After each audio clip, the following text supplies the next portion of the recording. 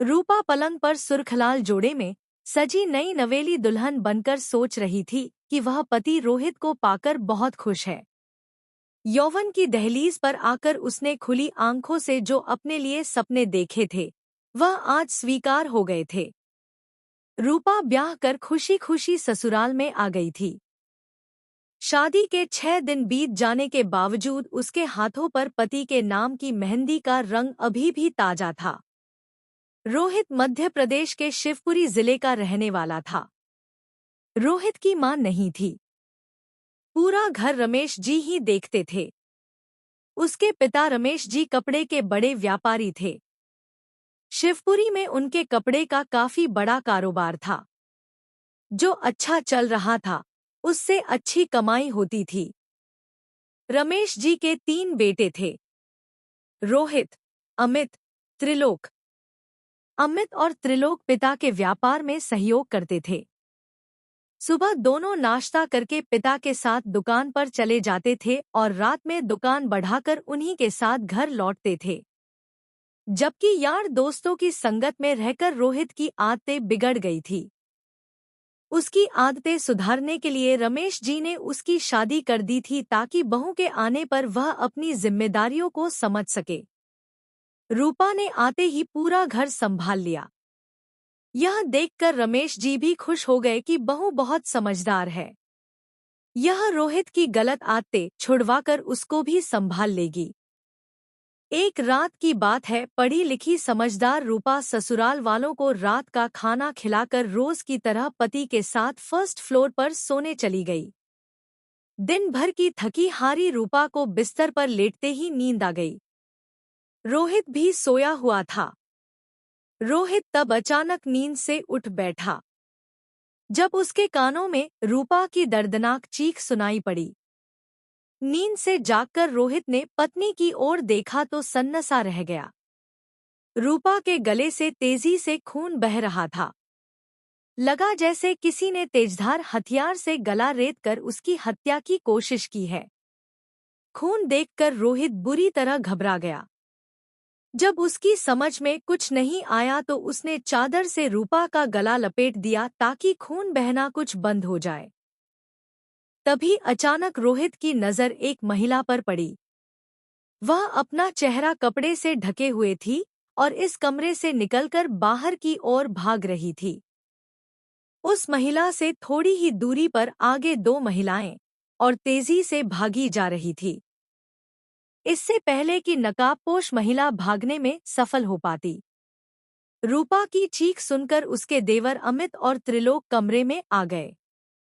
रोहित और उसके दोनों भाइयों ने दौड़कर नकाबपोश महिला को पकड़ लिया और लात घूंसों से उसकी जमकर पिटाई की। नकाबपोश महिला जब बेसुध हो गई तो अमित ने उसके चेहरे से नकाब उतार दिया। नकाब हटाते ही रोहित, अमित और त्रिलोक तीनों दंग रह गए। वह महिला रोहित के जानने वालों में से थी जिसका नाम सपना था। वह पास ही के मोहल्ले में रहती थी। उधर ज्यादा खून बहने से रूपा की हालत बिगड़ती जा रही थी। इस बीच रोहित के भाई अमित ने 100 नंबर पर फोन करके इस घटना की सूचना पुलिस कंट्रोल रूम को दे दी थी। पुलिस कंट्रोल रूम से सूचना मिलते ही पास ही के थाने की एक टीम मौके पर पहुंच गई। घटना स्थल पर पहुंचकर उन्होंने हत्या की कोशिश करने वाली सपना को कत्ल करने की कोशिश के इल्जाम में गिरफ्तार कर लिया। रूपा की हालत बिगड़ती जा रही थी। रोहित उसे इलाज के लिए मेडिकल अस्पताल ले गया और इमरजेंसी वार्ड में भर्ती करवा दिया। अस्पताल पहुंचते ही तुरंत डॉक्टर ने उसका इलाज शुरू कर दिया। समय पर इलाज मिल जाने से रूपा बच गई। यह बात रात 2:30 बजे की है। अगले दिन रोहित डिटेल भरने के लिए तहसील में थाने में पहुंचा। आईपीएस साहब के अंतर्गत केस दर्ज कराया गया।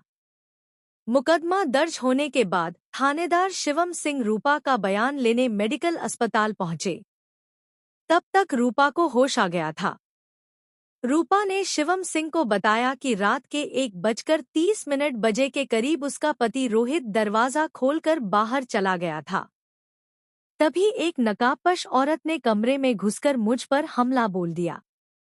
एक औरत कमरे के अंदर थी, जबकि दूसरी औरत कमरे के दरवाजे के पास खड़ी थी। वह वहीं से पूछ रही थी कि रूपा मरी या नहीं।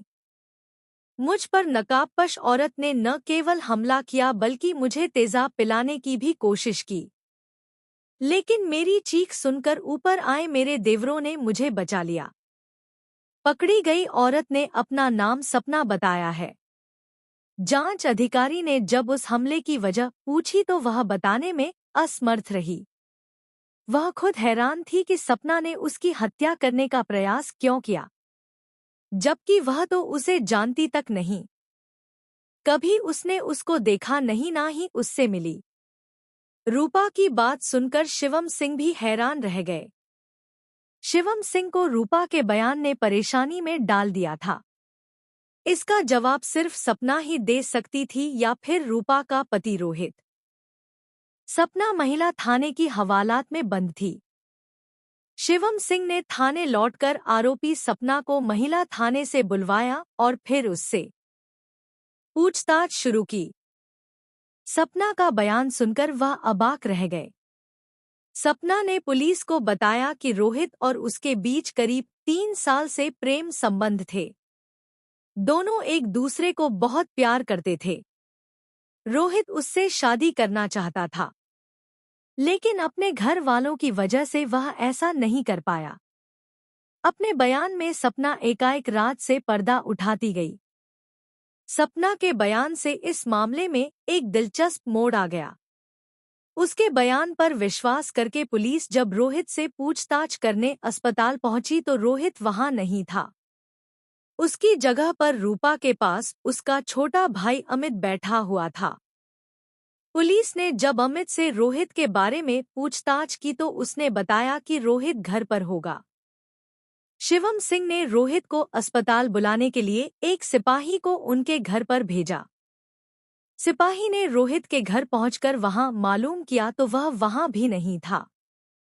पूछने पर उसके घर वालों ने बताया कि वह रात से ही अस्पताल से घर नहीं लौटा है। सिपाही ने लौटकर यह बात एसपी शिवम सिंह को बताई।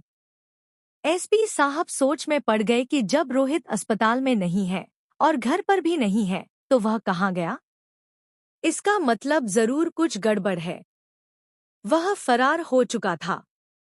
उन्हें संदेह हुआ कि पत्नी की हत्या के प्रयास के पीछे कहीं उसका ही तो हाथ नहीं है। कहीं सपना ने जो बोला है वह सच तो नहीं है। उसके फरार होने से यह बात तो साफ हो गई थी कि सपना ने जो बयान दिया है वह सच था। अब एसपी साहब सोचने लगे कि क्या करें। अब इस गुद्दी को सुलझाने के लिए रोहित की गिरफ्तारी जरूरी थी। हकीकत जानने के लिए पुलिस ने रोहित के मोबाइल फोन की कॉल डिटेल्स निकलवाई।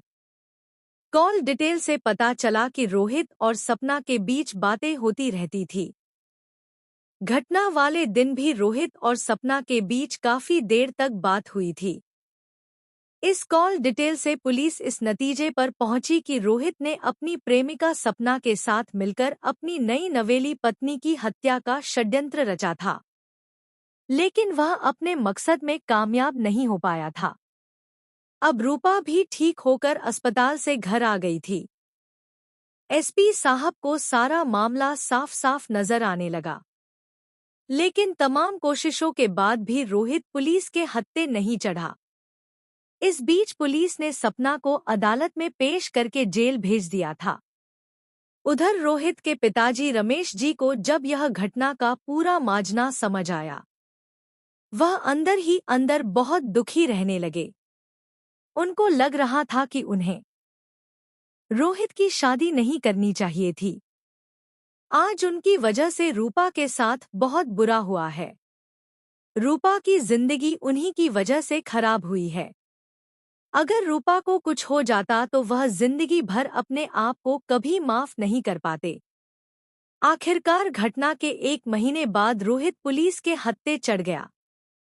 जब वह रेलवे स्टेशन से कहीं भागने के लिए ट्रेन के इंतजार में वेटिंग रूम में बैठा हुआ था, पुलिस रोहित को गिरफ्तार करके थाने ले आई और रूपा की हत्या की योजना जानने के लिए उससे पूछताछ की। चाहकर भी रोहित हकीकत को छिपा नहीं सका। उसने पुलिस के सामने सच उगल दिया। पूछताछ में रोहित ने अपनी और सपना की प्रेम कहानी के सिलसिले बताने शुरू किए। कल्पना पास के ही मोहल्ले की रहने वाली थी। वह शादीशुदा और 3 बच्चों की मां थी। उसका पति मोहित बाहर रहकर नौकरी करता था। वह 6 महीने या साल भर में एक बार ही घर आता था। कुछ दिन बिताता और फिर वापस चला जाता। सपना भले ही 3 बच्चों की मां थी, लेकिन उसका शारीरिक आकर्षण खत्म नहीं हुआ था। उसका कसा हुआ शरीर और गोरा रंग पुरुषों को आकर्षित करने के लिए काफी था। मोहल्ले के सभी लोगों को सपना के बारे में सब पता था। सबको पता था कि सपना का चाल चलन ठीक नहीं है, इसलिए कोई भी उसे इज्जत की नजर से नहीं देखता था। जब वह सच सवर कर घर से बाहर निकलती थी तो अनचाही में लोगों की नजरें उसकी ओर उठी जाती थी। कभी कभी रोहित सपना के घर के सामने से होकर अपनी दुकान पर जाया करता था।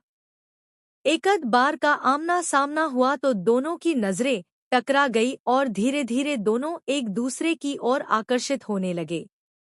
जल्दी ही वह समय भी आ गया जब दोनों ने आकर्षण को प्यार का नाम दे दिया।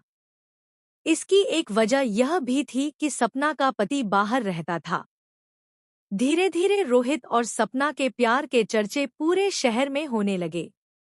रोहित घर से दुकान पर जाने को कहकर निकालता और पहुंच जाता सपना के पास।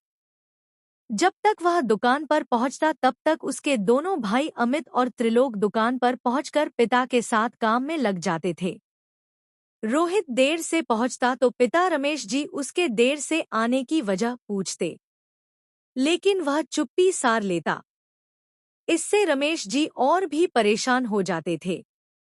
उनकी समझ में नहीं आ रहा था कि रोहित को आखिर क्या हुआ है। वह कितना बदल गया है और पूछो तो वह कुछ बताता नहीं। उन्होंने उसके देर से आने का रहस्य पता लगाने का फैसला की। आखिरकार रमेश जी ने जल्दी ही सच का पता लगा लिया। पता चला उनका बड़ा बेटा रोहित एक शादीशुदा औरत जिसके 3 बच्चे हैं, वह 3 बच्चों की मां सपना के प्रेम के जाल में फंसा है। बेटे की सच्चाई जानकर वह परेशान हो गए। उन्होंने रोहित को सपना के माया जाल से निकालने की सोची और उन्होंने साफ साफ रोहित से बात की। उसे समझाया तो रोहित कुछ दिन सपना से नजरें मिलाए बिना चुपचाप निकल जाता। रोहित में अचानक आए बदलाव से सपना परेशान हो गई। उसके समझ में नहीं आ रहा था कि अचानक रोहित को क्या हो गया है जो उसने मुझसे मुंह फेर लिया है।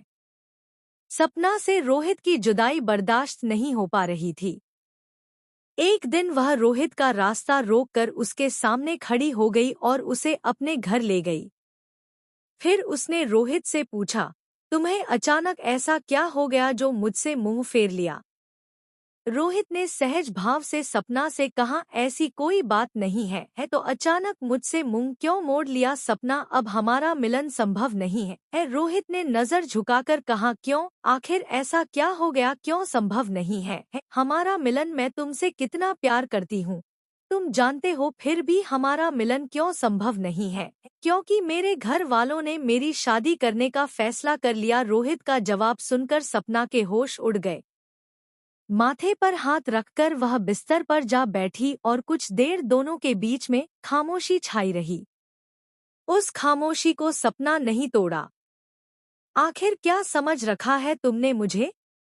मैं कोई खिलौना हूँ कि जब चाहे अपना लिया और जब चाहे छोड़ दिया।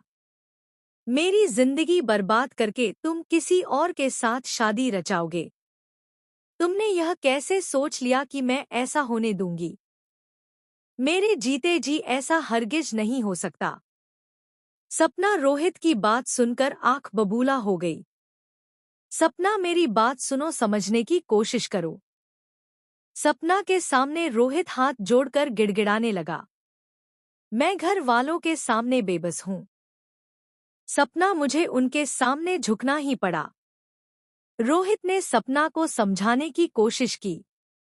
तुम तो जानती हो सपना, मैं भी तुमसे कितना प्यार करता हूँ।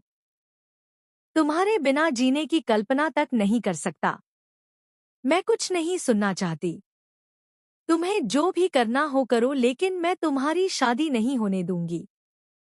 सपना ने रोहित को धमकाया। रोहित सपना को काफी देर तक समझाता रहा, लेकिन सपना ने रोहित की शादी की बात स्वीकार नहीं की। उसने खुलकर रोहित को धमकी दी कि अगर उसने किसी और से शादी की तो इसका अंजाम उसे भुगतना पड़ेगा।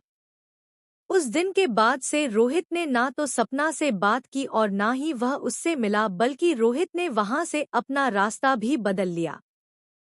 सपना ने यह कभी नहीं सोचा था कि रोहित उसे धोखा देगा और किसी दूसरी लड़की से शादी रचा लेगा। उसकी बेवफाई से सपना घायल नागिन सी बन गई। उसके सीने में बदले की आग जलने लगी। सपना रोहित से बदला लेने के लिए भले ही घायल नागिन बन गई थी, लेकिन उसकी जुदाई में उससे कहीं ज्यादा तड़प रही थी। रोहित भी सपना से मिलने के लिए विरह की आग में जल रहा था। अंततः उससे रहा ही नहीं गया और वह 1 महीने बाद सपना के पास लौट आया। सारे गिले शिकवे भुलाकर सपना ने उसे प्यार के आंचल में छिपा लिया ताकि उनके प्यार को जमाने की नजर ना लगे।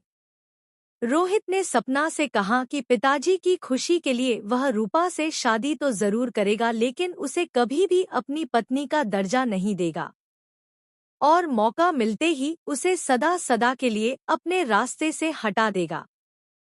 रोहित की बात पर सपना ने सहमति जता दी।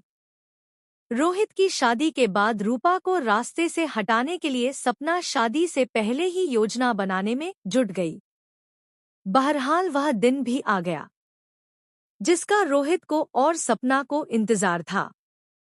10 जून 2015 को रोहित की शादी रूपा के साथ हो गई। रूपा मायके से विदा होकर ससुराल आ गई। दूसरी ओर सपना रोहित का आना जाना बंद हो जाने से ईर्ष्या की आग में जल रही थी। उसे अंदर ही अंदर बहुत जलन हो रही थी। रोहित भले ही सपना के पास नहीं जा रहा था, लेकिन दोनों फोन पर अक्सर बातें कर लेते थे। सपना उसे बार बार उसका वादा याद दिलाती रहती। रोहित उसे कह देता था कि जल्दी ही वह अपना वादा पूरा करेगा। शादी के 4 दिन बाद रोहित के घर से सब मेहमान चले गए। घर पूरी तरह खाली हो गया। एक दिन बाद सपना ने अपनी पहले से तैयार योजना पर रोहित से बात की। रोहित ने सपना से कहा कि आज रात रूपा को हमेशा के लिए रास्ते से हटा दिया जाएगा। मेरे फोन का इंतजार करना। जैसे ही मैं फोन करूं, धारदार हथियार लेकर मेरे घर आ जाना। मेरे घर का दरवाजा तुम्हें खुला मिलेगा। रात 10 बजे के करीब रूपा पति, ससुर और देवरों को खाना खिलाकर पति के साथ पहली मंजिल पर सोने चली गई। उसे क्या पता था कि आज की रात उस पर भारी पड़ने वाली है। खैर, पति बातें करते करते कब सो गए पता ही नहीं चला। रात 1 बजे के करीब रोहित की आंखें खुल गई। उसने देखा रूपा गहरी नींद में सो रही थी। रोहित मोबाइल लेकर आहिस्ता से बिस्तर से नीचे उतरा और दरवाजा खोलकर बाहर चला गया। तभी रूपा की आंखें खुल गई। उसने पति से इतनी रात गए बाहर जाने के बारे में पूछा तो रोहित ने कहा कि बाथरूम जाना है, अभी आता हूँ। रोहित घर से बाहर निकल गया और फोन करके सपना को बता दिया कि रास्ता साफ है, आ जाओ।